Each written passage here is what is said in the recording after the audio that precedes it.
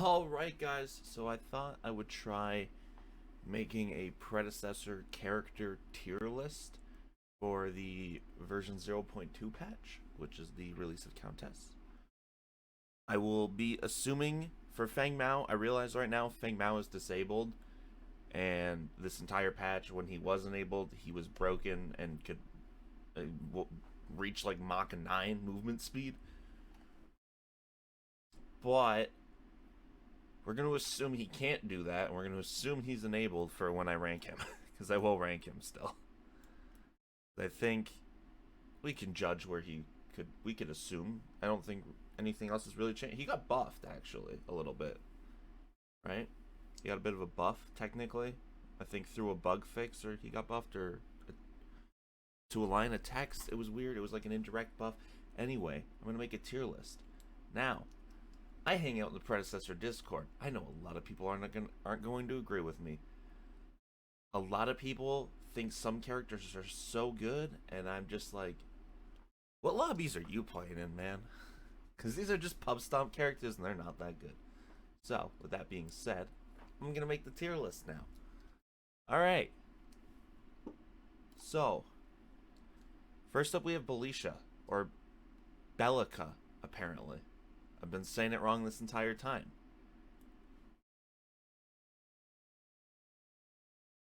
Yeah, I mean, I want to put her in D, but I feel like I'm not giving her enough credit. I feel like no one that plays her actually knows what they're doing. I'll give her C. She can do a shit ton of burst damage, don't get me wrong, but I just feel like basically every other character is better in mid, and I never want to see anyone play her support. Countess, I'm still not sold on Countess, but I'll put her in A for now. I think she's just super pub stompy right now, and a lot of players who are playing Predecessor, even some people in higher MMRs maybe haven't played MOBAs where assassins are really go mid.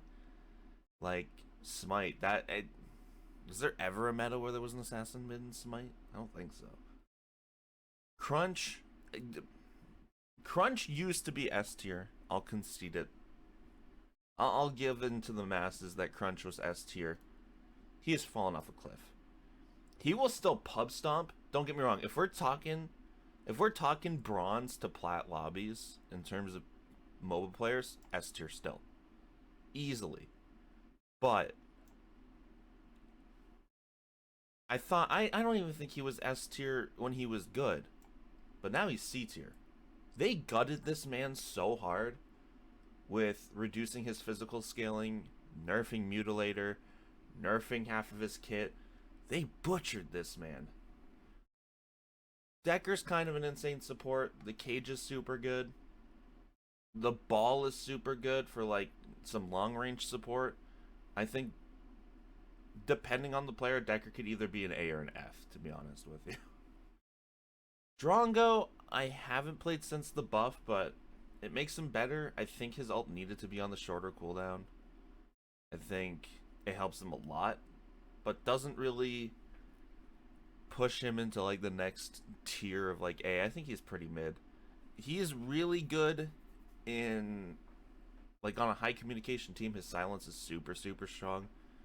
But I think if you're just picking him up and playing him in a solo queue or a 2-stack even, he's pretty run-of-the-mill B tier. Feng Mao, I would put him in C, but I think with his new buff, I want to bump him up to B, actually. I think like a good player with AA canceling, Feng Mao's pretty strong. Got decent sustain. I think C would have been doing him injustice. I could even put him at A. It's hard to, it's not entire. I'm just gonna leave him in B because I don't want to overrank him when he's not even enabled in the game. The Fae, I was pretty big on the Fae, but now Countess kind of just throttles Fae in lane that I kind of might even want to put Fae down in C. Because everyone is playing Countess. But that'll die off in 2 weeks. So, or a week, so maybe I'll just leave Fae in B. Strong AoE, the ult's pretty good. The counter to Countess is ult your feet, but even then, it's like just a whole timing game at that point. Faye's super gankable. with alt down, Faye is kind of not even a character, so it's tough. I'll even be Gadget. I've never played, but I'm just kind of mid on Gadget. I feel like every time I'm against a Gadget, it goes okay. Anytime I have a Gadget on my team, I'm not complaining. I don't think there's any like super standout mid right now. Maybe Gadget could be A. I'm just gonna leave it B for now. That's like a high B. Gideon, I think, is a joke. Sure, you have escapability. Maybe a good player can make Gideon look good. I just think there's so much CC. Like, what? Rampage. If you alt low to the ground like an idiot, Chimera, Crunch, Decker, Faye. Who else has, like, actual CC? I mean, Sevarog if you're low enough. Richter, Steel, Grux. There's so much CC that if you don't, Narbash is range CC as well. I just think half of the time you use your alt, you're doing nothing with it against a player who's paying attention.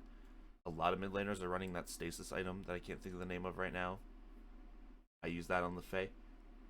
That completely just nullifies his ult. And I realized that, like, sure, his ult could be good in a team fight, but how is it any better than the Phase or Gadget or Countess or Howitzer? Just let Howitzer nuke two people. That's fine. Gideon's ult is kind of underwhelming. Gideon is, in general, is kind of underwhelming. Good survivability with his escape, but cool, then what? Well, then what are you doing? Nothing? Okay. Grux is our first S tier. He does a lot of damage. That's more or less it. I mean, a lot of damage and a fair amount of CC. He's good at keeping people there for a while. Well, he's got a knock up, a pull, and a stun. Should have stunned short, but still. You can use it to cancel out abilities. Grux is kind of insane. Grux, I had an S last patch too. Or I would have with the release patch, but now he's just even more standout.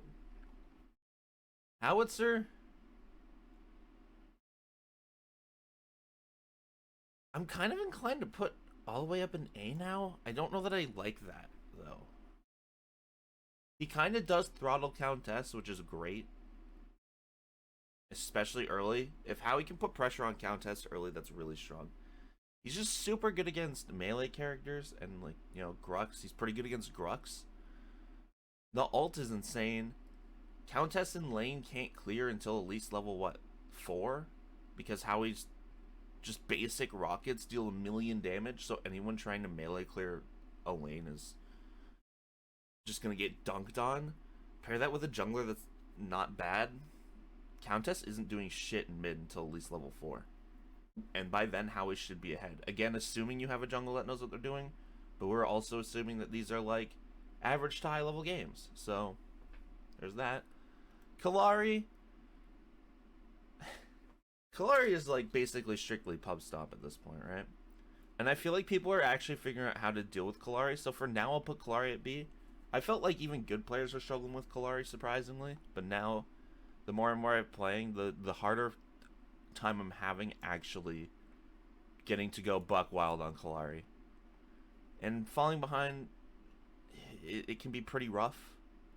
Chimera, my boy, I'm sorry, you're D. You're bad. Chimera's so bad. Just build anti-heal and have a character with CC and Chimera's not doing shit. Sure, you can go, oh, but cleanse. Listen, Grux is in S tier. We have 2 other characters in S tier with a shit ton of CC. Chimera ain't it. Just build some anti-heal, have someone with CC on your team. Chimera is not doing fuck all. I know all you little bronze kids think Chimera's goated. He's not. Let me tell you, I've been playing Chimera since Paragon. He's not good. He's awful. Murdoch, on the other hand, solid A tier. Dude is a fiend from the carry role. He outputs a shit ton of damage. A lot of the assassins that are really good right now, well, Feng Mao's disabled, right? So, what, Countess? I think Kallari's alright. I think Crunch is bad. Crunch was one of the characters that could chase him down. Basically, any character with, like, a one-time go-in move Chimera's jump, Countess's like teleport, Kalari's stealth, I guess. Murdoch just shotguns them away and says, "All right, I'll see you later. Good gank." His ult's insane. Any ult that is full map, that is global, is so good. It's not the hardest thing to hit in the world without when the enemy team doesn't have communication, which there's no voice comms in the game, so it's pretty common that a couple people aren't going to be talking to each other. You can just catch people back in at 1 HP and off lane. It's global pressure is good. Muriel, I'm gonna put in C. I think Muriel is insanely strong, but as a character is at a fault. Muriel being in a game basically means Chimera is free to run around the duo lane like a little rat. Kalari is free to run around the duo lane like a rat. Countess.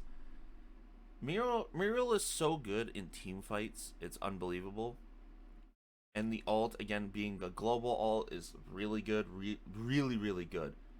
It's just the fact that she has no CC means so many characters can go sicko mode, and it's all the characters you don't want to get ahead.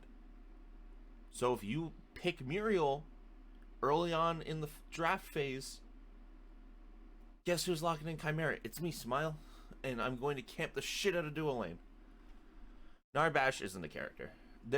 It's crazy how Countess came out and there's still only 20 characters in the game. Actually 19 because Fang Mao's disabled. Because Narbash isn't real. Narbash I already thought was the worst champ in the game. I thought originally he would have been low D tier. But after this patch, anti-heal got even stronger. It's now 40% instead of 30%. Narbash is awful. This character doesn't exist.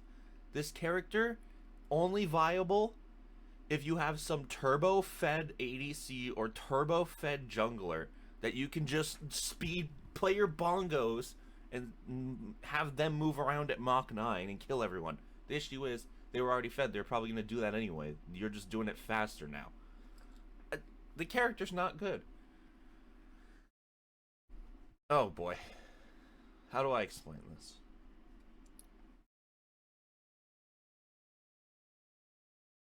Actually, my opinion on this might change. His Mutilator got nerfed. Yeah, Mutilator got nerfed. So maybe I change this. I did have Rampage in D. And people don't like that. People think Rampage is good. He's not. I'll move him up to C, though, with the Mutilator nerf. He's just...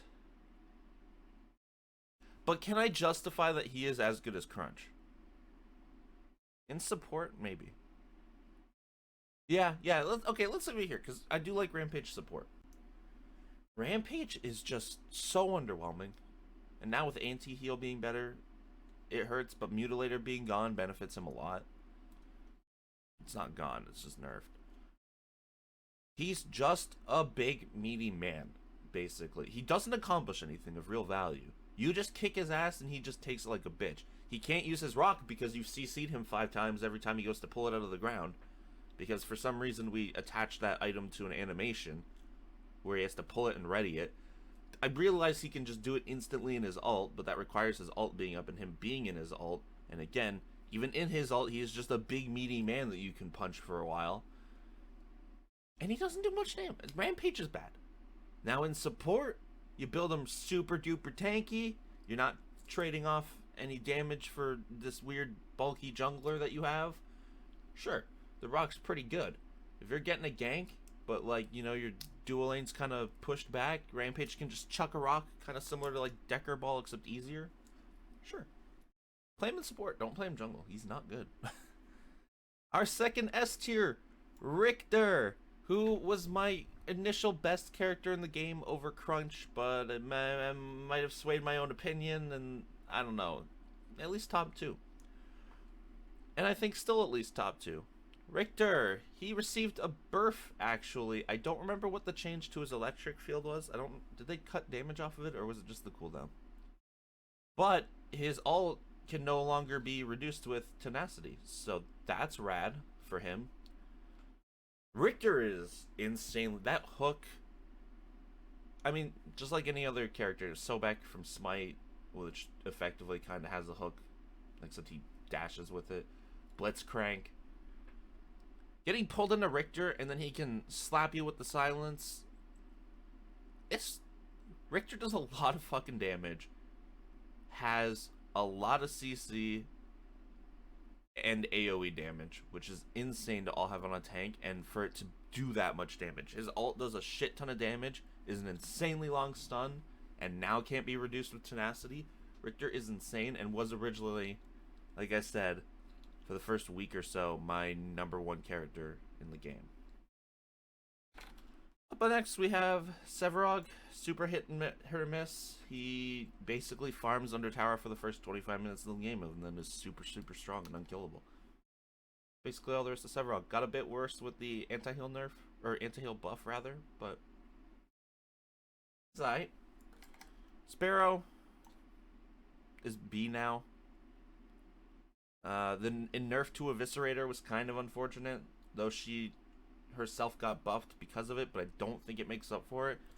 When Sparrow had Eviscerator up in 0.1, she killed everything. Well, that's barring she was like 3 items in. She would kill every single character with Alt Imperator in like a nanosecond. You'd get a penta.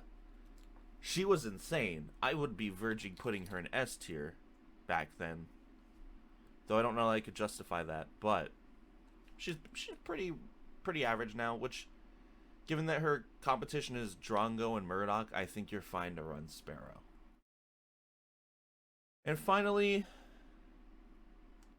Steel.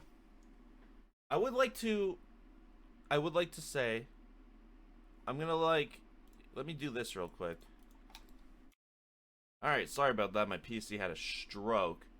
As I was saying, I wanted to add this extra tier called Best, because I think these two, Richter and Steel, are fighting for the #1 spot, and I don't know who gets it. The other one would get 2, and then Grux, I think, gets 3rd. So I'll put Grux in his S tier alone, and I'll put these two in the Best tier, because I can't decide who I think is better.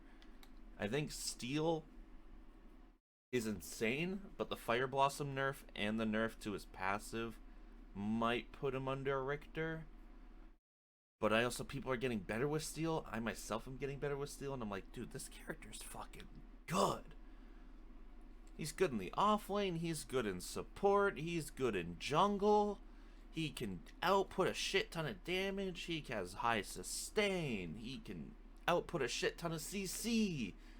His ult is fucking huge and great for positioning in a team fight. Like, man, I'm telling you, you get in a team fight, you drop that ult behind the enemy, you knock up a couple of them, then you dash, knock up 3 more, and then stun all 3 of those guys. It's an insane combo. Richter, you just pull and ult somebody. I think Steel's peak is better than Richter's peak in a fight, but I think Richter, like, in the long run, maybe is a bit more consistently overwhelming. But Steel's, like, peak is a bit higher, so it's tough. I don't know who I'd pick. But yeah, that's the tier list. I don't give a shit if you agree, but I hope you enjoyed, and I hope you're taking what I'm saying into consideration. I'm sorry I put Chimera in D, but it's true. He's not good. Bears out. Hey, I got some of that daily Predecessor content right here. Why not check it out? But just keep it between you and me. No one else needs to know.